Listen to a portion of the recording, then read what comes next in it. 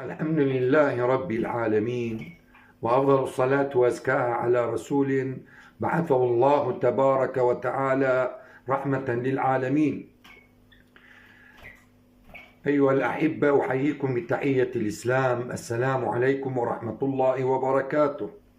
أتكلم إليكم في هذه الموعظة القيمة عن الأوقات التي لا يجوز دفن الميت فيها.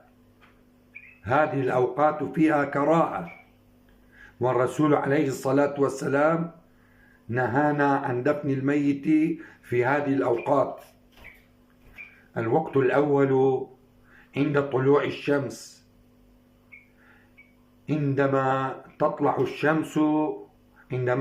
الشمس بعد الطلوع بربع ساعة وقت الكراهة يزال، النهي يزال، يجوز للمسلم دفن الميت. ولكن عند طلوع الشمس في البداية لا يجوز هنا أن يدفن الميت، لأن الشرع نهانا عن هذا، فيه كراهة. وأما الوقت الثاني فيه كراهة لدفن الميت عندما ترتفع الشمس وتكون محاذيا للأرض، أي في وقت الظهر، قبل صلاة الظهر ب10 دقائق أو بربع ساعة أو ب5 دقائق أو أكثر أو أقل.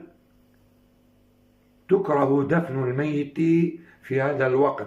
وعندما يؤذن المؤذن لصلاة الظهر هذا الوقت يزال، يجوز للمسلم أن يدفن الميت، يجوز دفن الميت. وأما الوقت الثالث عند غروب الشمس، عند اختفاء قرص الشمس، هناك كراهية في دفن الميت. وعندما يختفي القرص ونصلي صلاة المغرب، أو عندما يختفي القرص يزول وقت الكراهة، عندئذ يجوز للإنسان دفن الميت. ونحن بطبيعة أحوالنا عندما يموت الإنسان لا ننظر إلى الوقت، بل نسارع إلى دفنه، بل علينا أن نفقه ديننا الحنيف. يقول عليه الصلاة والسلام: من يرد الله به خيرا يفقهه في الدين. اعلموا دينكم أيها الأحبة، وادفنوا موتاكم. ما عدا هذه الأوقات الثلاثة، كل الأوقات جائزة، فقط هذه الأوقات الثلاثة.